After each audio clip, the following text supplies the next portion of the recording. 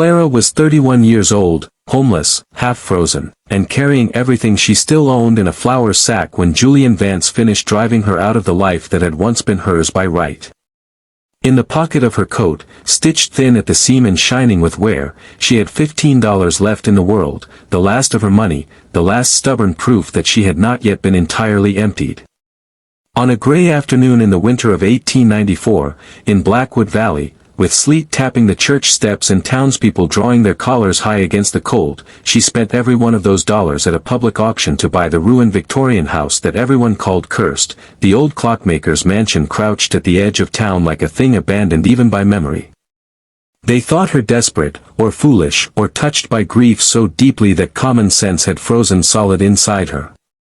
But beneath that house, beneath warped floorboards and silence and years of dust, something had been sealed away that would alter Clara's life and return a measure of justice to the valley Julian Vance believed he owned. Settle in, and let us tell you the story of Clara. That if you are watching from a place that feels forgotten or quiet tonight, tell us in the comments below. Before the valley knew her as the woman who bought a haunted house with her last $15, it had known Clara as a child with solemn gray eyes and patient hands, the sort of child who never hurried a task simply because others had grown tired of waiting. She had been born on a strip of good land north of Blackwood Creek where the grass came up sweet in spring and the willows bent low over the bank as if listening for news in the water. Her father, Elias Mercer, had been a man who mistrusted waste, and because he mistrusted waste he taught his daughter that broken things were not insults from the world but invitations, that a cracked chair rung could be cut clean and pegged anew. A stove hinge could be filed back into service. A pocket watch that had lost its pulse could be opened beneath lamplight, its tiny brass heart studied with humility, and sometimes coaxed toward life if one's hands were steady and one's temper quieter than the thing being repaired. Her mother, Ruth, had been gentler in voice but no less exacting in practice. Ruth quilted, mended, bottled pears, trimmed lamp wicks, and kept the house in such modest order that even hardship, when it came, seemed forced to remove its boots before stepping over her threshold.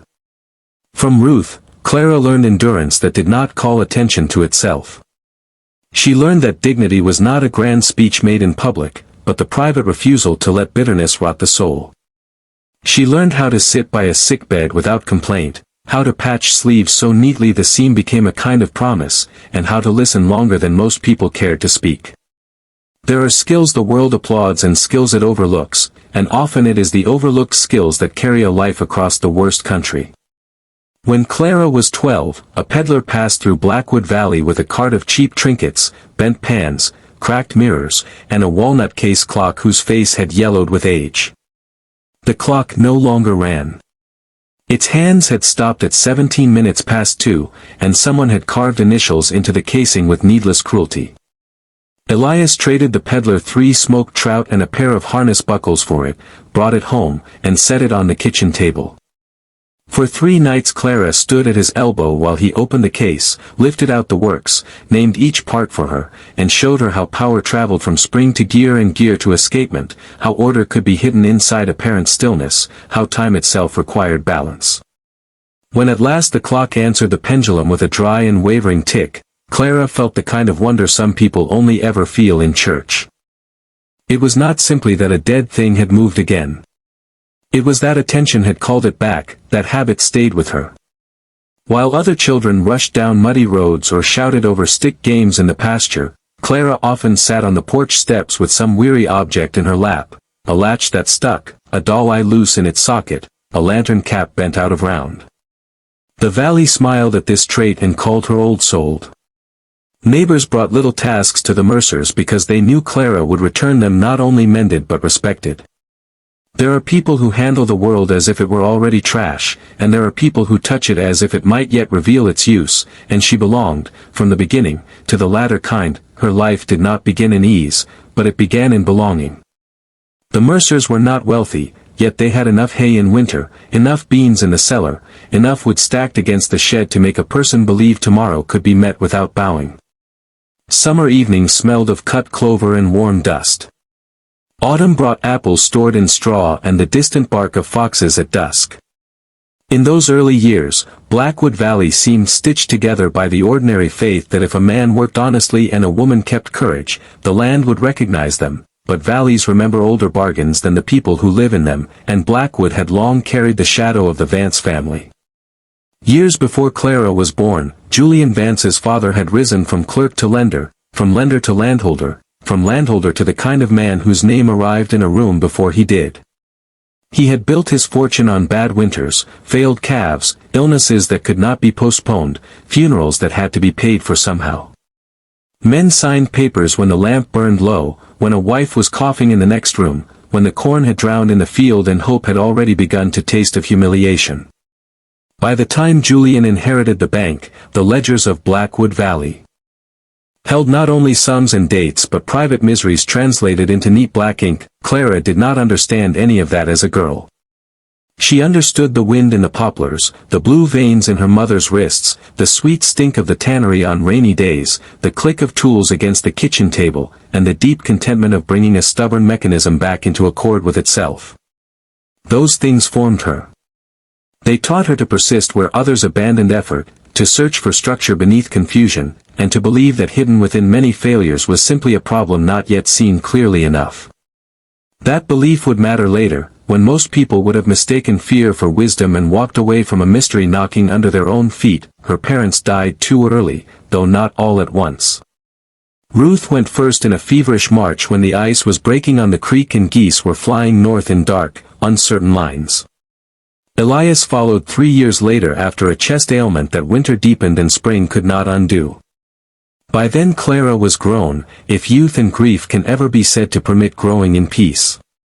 She buried them on a hill where prairie roses opened in June, and she did what quiet women have always done when sorrow left no audience and no reprieve: she kept going.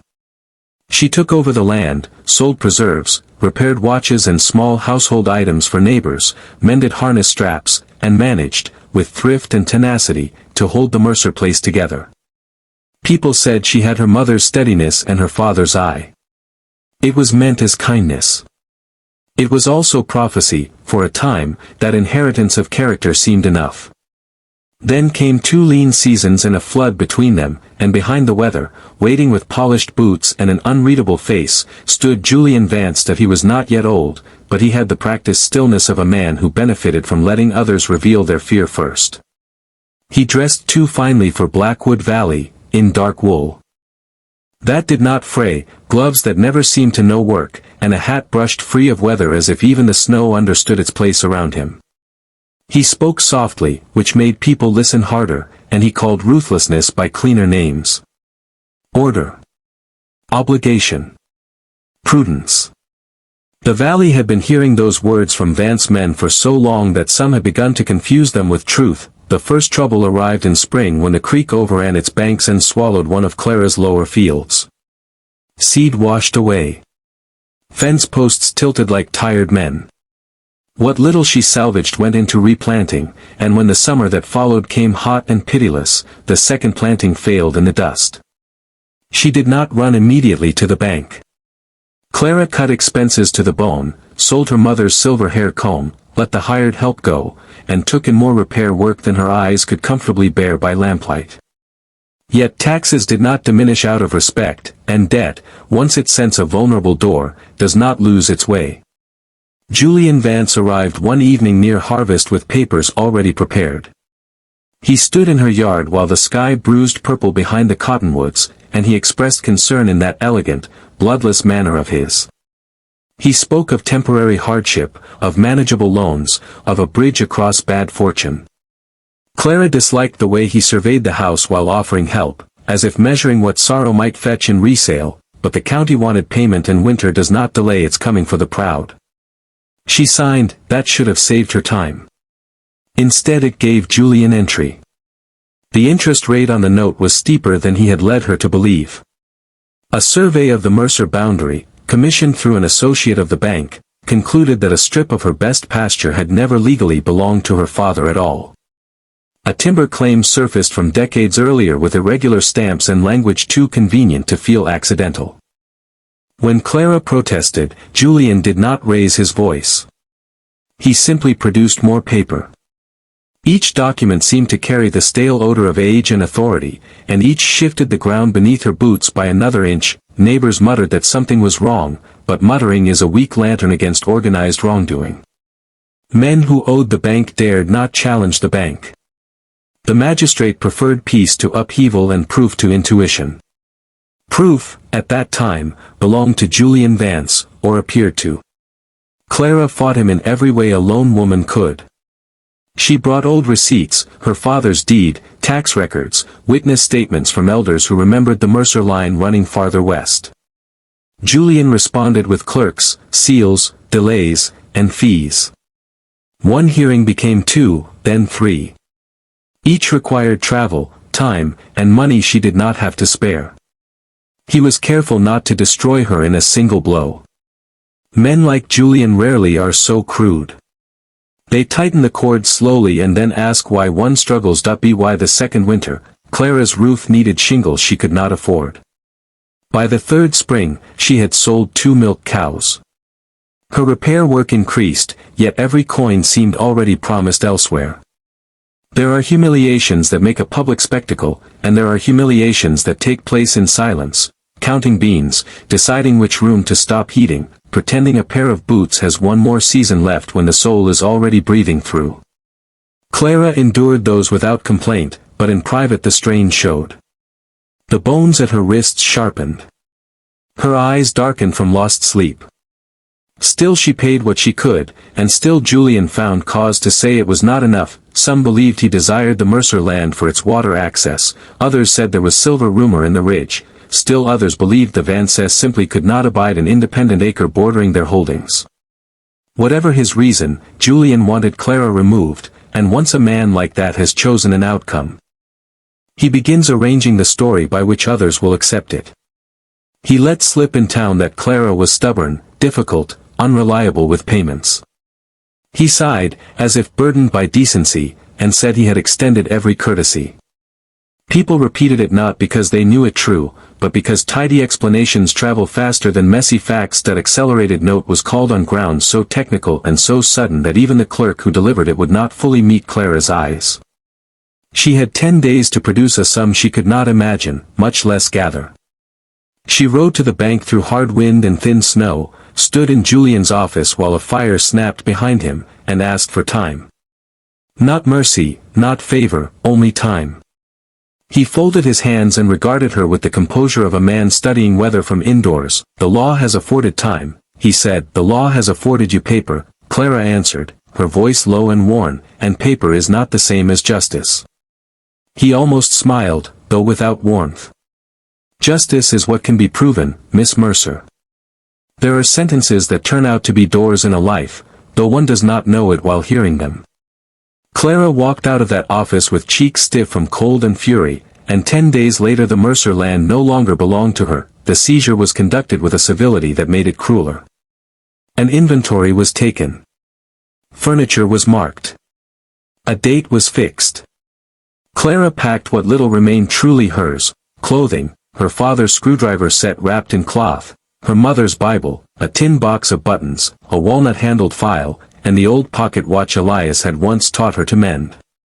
Neighbors watched from porches as she left, some ashamed, some frightened, some already avoiding the sight because helplessness is contagious. The house where she had buried her childhood, her labor, and her people stood behind her in pale morning light, already seeming to belong to the sort of emptiness that follows legal theft. Julian Vance did not need to stand in the road to be the force that cast her out.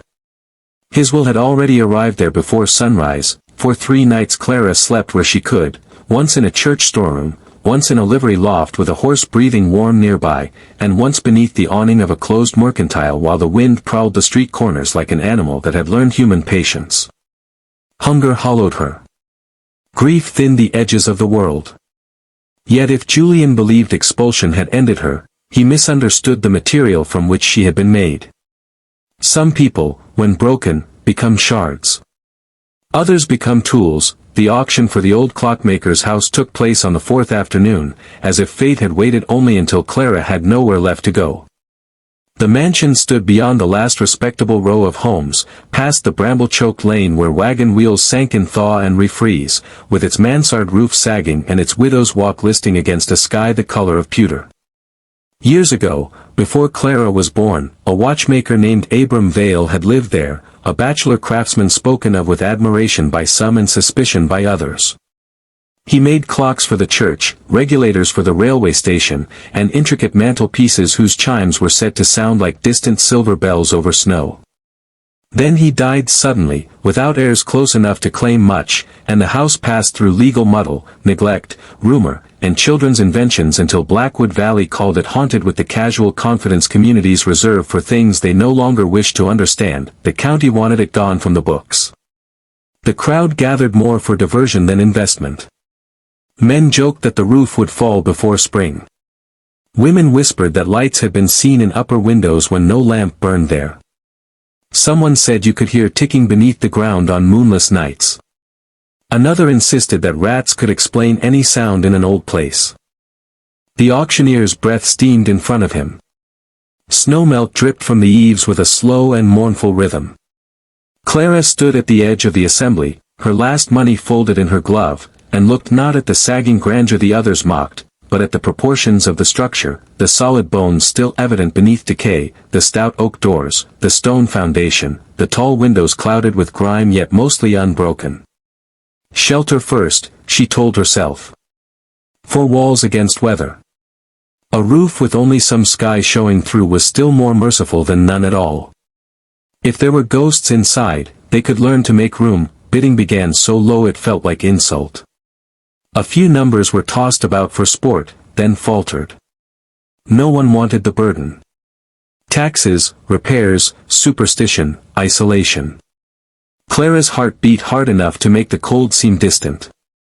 When the price hovered and the crowd's amusement began to fade, she heard her own voice before fully deciding to speak. $15.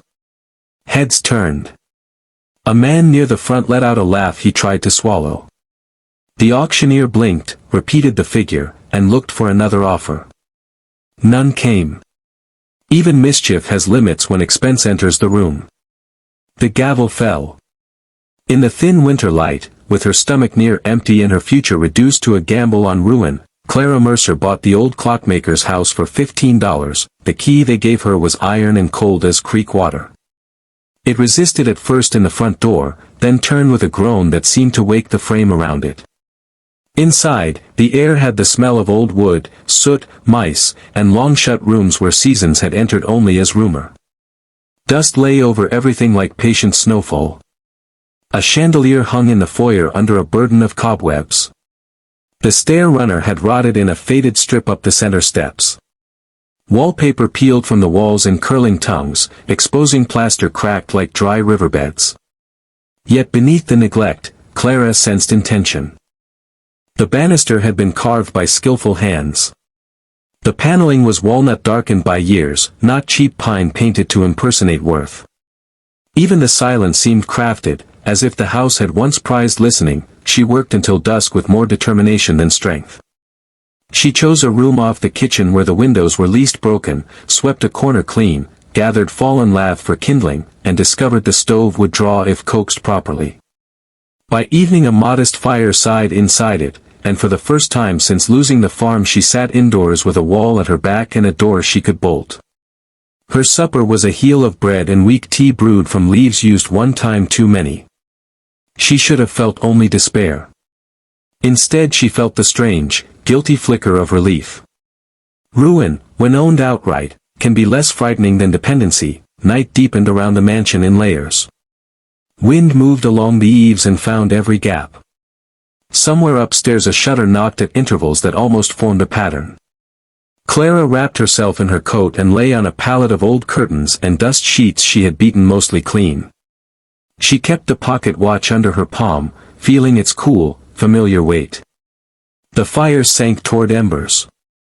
The house gave its customary sounds, settling beams, a flue's murmur, a distant creak like a sleeper shifting in an upper chamber no one occupied. Then, close to midnight, another sound rose beneath the floorboards that it was faint at first, so faint that a tired mind might have claimed it from dream. A measured metallic tick. Not the scamper of vermin, not the random complaint of timber contracting in cold, but a repeated, delicate mechanism of sound, steady enough to gather its own authority. Tick. A pause precise as held breath. Tick. Tick. Clara pushed herself upright and listened until the hairs on her neck lifted. The sound came from beneath her, not beside, not above, as if some hidden clock far below the room had persisted all these years.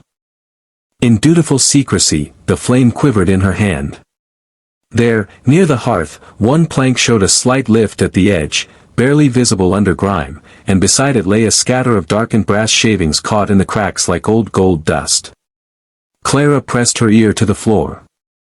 The ticking answered her, clearer now, joined by a deeper, softer whir somewhere beyond it, as though springs wound long ago were still spending their last obedience in the dark.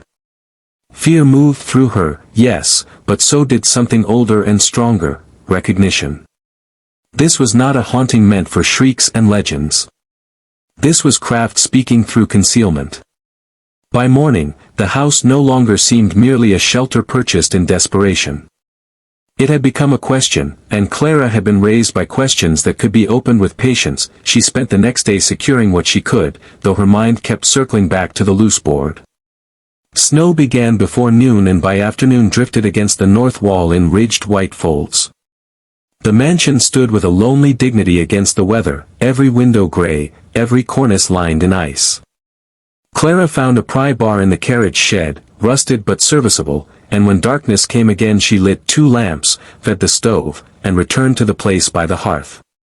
Her fingers trembled only once, and then from cold more than fear, the first board resisted, then rose with a cough of dust and old nails.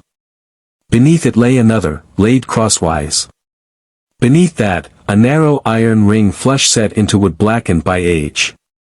Clara wiped it clean with her sleeve, wrapped her hand in cloth, and pulled. A square of flooring lifted on hidden hinges. A breath of stale subterranean air met her, smelling of oil, metal, and earth held closed for decades.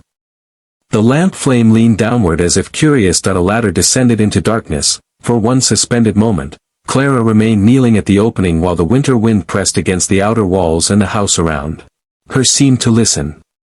Legends might have turned such a moment toward terror. But Clara had little use for legends when carpentry and machinery offered simpler explanations. She lowered the lamp. The light found brick walls, a packed earthen floor, shelves, and the glint of brass. She went down slowly, one rung at a time, into the hidden heart of the house. The workshop was larger than the room above it and better preserved than any secret buried so long had a right to be. A row of benches ran along one wall, their surfaces arranged with a discipline even dust had not erased. Files, burnishers, pin vices, tiny screw plates, trays of gears sorted by size, coiled springs nested in felt-lined drawers, bell glass covers, clock hands wrapped in oiled paper, and brass plates stamped with maker's mark sat waiting as if Abram Vale had only stepped out for the evening. Against the far side of the chamber stood a tall regulator movement mounted for testing, its pendulum still, its weights hanging in solemn suspension. Nearby loomed a device Clara could not at first name, all polished flywheels and delicate linkages beneath a drape stiffened by time. When she touched the cloth, it cracked softly and fell away, revealing a precision lathe designed for the smallest metal work she had ever seen. The ticking came from a long case on the central bench. Inside it a compact mechanism still moved, driven by a suspended weight that descended through an enclosed shaft in the wall. Some engineering of counterbalance and seasonal adjustment, Clara guessed, had allowed it to continue its duty in microscopic increments for many years, perhaps rewound by gravity, perhaps linked once to a rooftop vane or water measure. She did not yet understand it fully, but she understood enough to feel awe. Abram Vale had not merely repaired clocks. He had pursued mastery. Hours might have passed while Clara moved through that chamber, reading it with her hands and eyes the way others read scripture. Here was proof that workmanship could outlive reputation. Here were tools fashioned by men who believed precision itself was a form of honesty. She found pattern books, design sketches, and crates of unfinished casings wrapped in moth-eaten cloth. She found a rack of rare alloys tagged in a neat, slanted hand. And at the back of a lower cabinet, beneath ledgers listing commissions for church clocks and station pieces, she found another bundle sealed in oilskin and tied with blue ribbon now gone nearly gray. It held legal books. At first she assumed they were household accounts stored for safety. But when she opened the top volume, her pulse changed. The pages were filled not with gear ratios or payments for repairs, but with names she knew from Blackwood Valley, parcel descriptions, signatures, survey lines, annotations in multiple hands, and repeated references to the Vance family going back nearly 40 years. Some pages contained copied deed language side by side with corrections. Others bore notes from Abram Vale himself, written in a crisp, irritated hand, boundary altered after filing. Widow never informed. Interest compounded against acreage already taken. Compare county map of 1868 to bank survey of 1871. Fraudulent transfer hidden under tax lien. Several entries named families long since driven out. Several involved strips of land adjoining Vance holdings. And there, with a clarity that made Clara's breath catch, were notes concerning the Mercer Western Line, including a sketch map contradicting the survey Julian had used against her. Clara sat down heavily on the stool before the bench. The lamp hummed. Somewhere above, the house uttered a winter groan. In her hands lay not rumor, not suspicion, not the wounded instinct of those who know they have been cheated but cannot prove how. She held a record. A patient, methodical, accumulated record kept by a man whose craft had trained him toward precision and who had apparently seen, over decades, the quiet theft, by which the Vances fattened themselves on the valley. Perhaps Abram Vale had meant one day to act. Perhaps he had died first. Perhaps he had hidden the evidence because he knew what powerful men do when exposed too early. Whatever the reason, the truth had lain under the floorboards while generations above it repeated ghost stories. Clara read until the lamp threatened to gutter. Then she wrapped the ledgers again, though not too tightly, and climbed back into the kitchen with soot on her cuffs and a steadiness in her spine that had been absent since losing the farm. She did not feel triumphant. She felt entrusted. In the days that followed, she explored the workshop in careful hours, learning its order, cataloging what could be sold, what must be preserved, what might be used to earn a living if the house remained hers in peace. She repaired the old mechanism whose ticking had summoned her, and when it resumed a fuller, clearer beat, the sound filled the kitchen above with a strange companionship. She cleaned brass until it answered the lamplight. She read more of Vale's notes and saw the same pattern repeated with sickening elegance: predatory loans, falsified boundaries, pressured sales, legal confusion deliberately maintained until exhaustion forced surrender. The valley had not merely suffered hard luck over the years. It had been farmed. News travels fast where winter pens people close together, and before long Blackwood began to say that Clara Mercer was living in the haunted mansion and making it ring with clocks. Some mocked. Some admired. Some crossed themselves when passing. Julian Vance, when he first heard, dismissed it as the last refuge of a defeated woman. When he heard she had been asking discreet questions at the county office and seeking copies of older surveys, his interest sharpened. He came to the house on a hard white morning when frost had silvered the weeds and the sun gave no warmth despite its brightness. Clara saw him from the kitchen window, his black coat moving up the lane like a line of ink across snow. She did not hide the ledgers in panic.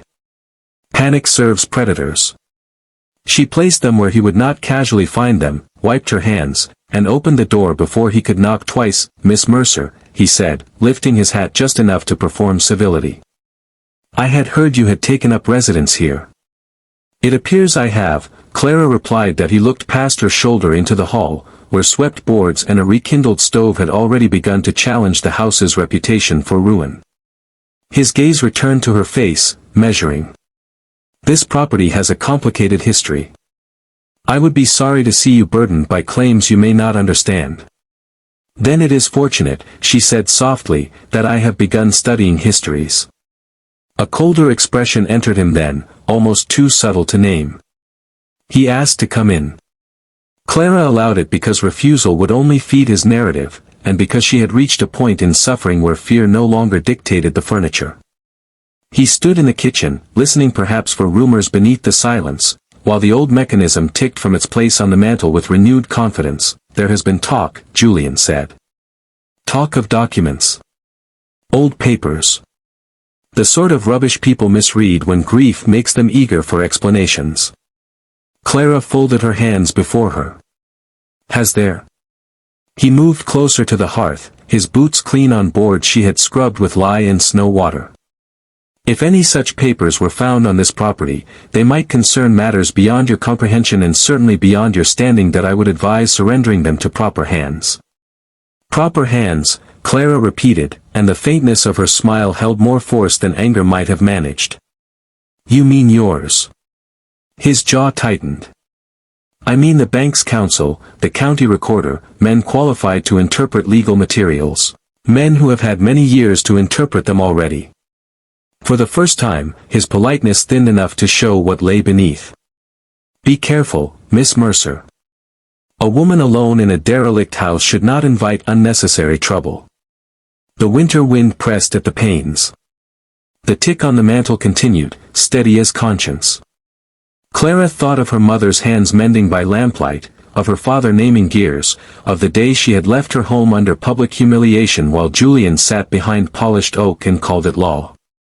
When she answered, her voice did not rise. "A man who steals quietly often mistakes quietness in others for weakness," she said. "That has been your error." He stared at her long enough that lesser nerves might have faltered. Then he put on his gloves one finger at a time. "You have always had too much pride for your circumstances. And you," she said, "have mistaken other people's desperation for permission." He left without another word, but the lane preserved the sharpness of his departing tracks until fresh snow erased them.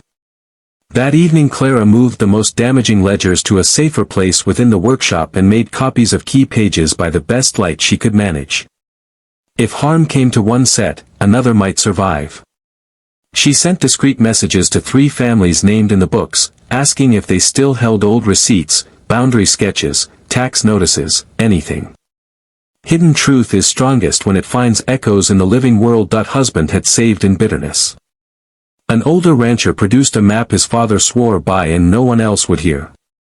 A former clerk, now infirm, admitted in a whisper that Julian's father had once instructed him to copy figures onto clean pages before filing. Piece by piece, the private injuries of the valley began to recognize one another. What had seemed like separate misfortunes resolved into a pattern. Clara, who had spent her youth learning how isolated parts fit into a greater mechanism, knew what to do with a pattern. When she saw one. When at last she went to the magistrate, she did not go alone. She carried the ledgers wrapped against weather, copies pinned and sorted, supporting records gathered from households that had long believed themselves defeated beyond appeal. Behind her came townspeople who had spent years lowering their voices when Vance was named and now discovered, with a wonder almost painful, that truth can lend courage where courage has been starved. The hearing took place in a room too small for the gravity it had suddenly been asked to contain. Snowmelt dripped from coats by the door. Ink froze sluggishly in wells. Julian Vance arrived with counsel and wore the calm of a man still trusting the habits of power, but habits are not the same as certainty. The magistrate listened first with reserve, then with visible unease, then with the rigid attention of a man realizing belatedly that order and justice had not been the same thing in his valley for a very long time. Clara did not perform outrage. She laid out evidence as if setting gears in proper sequence. Here was the Mercer survey discrepancy. Here the altered boundary notations. Here parallel deeds with telling changes in language. Here the compounded interest against land already transferred under false premises. Here names, dates, signatures, corroborations. Here the watchmaker Abram Vale's meticulous annotations spanning decades, supported by material from living residents. The room changed while she spoke. We have all felt it, that moment when a story the powerful told for years begins to crumble not under shouting, but under quiet fact. Julian objected, denied, attacked the provenance of the ledgers, impugned the motives of the dispossessed. Yet each protest rang thinner than the last. He had built his confidence on fragmentation. He had counted on every wronged family feeling alone. Now the pattern stood exposed in one room, visible from every angle. By afternoon the magistrate ordered the disputed properties reviewed, the bank records seized for examination, and Julian Vance temporarily stripped of authority over several pending claims. It was not thunder from heaven. It was better. It was lawful consequence, long delayed and finally awake. Investigations took months, as justice often does when it has been made to crawl through the debris of corruption. But the valley had crossed a threshold from which it would not return. Titles were corrected. Debts created under fraudulent transfers were voided. Some families regained acreage, others received compensation from holdings liquidated under court order. Clara's land, the Mercer place north of Blackwood Creek, was restored to her. When she first walked it again in spring, with thaw water laughing through the ditches and meadowlarks calling above the fence line, she stood very still and let the air enter her as if she had been underwater for half a year. As for Julian Vance, no dramatic ruin befell him on a street corner, no mob dragged him from his office, no melodrama stained the valley. His punishment was quieter and more exact. The bank passed from his control. His name, once carried ahead of him like weather, began arriving behind him like consequence. Doors did not open as quickly. Greetings cooled. Men he had shamed in private met his eyes in public. In the end, it was not fear that left him. It was influence. And for a man who had mistaken influence for worth, the difference was terminal enough. Clara kept the house.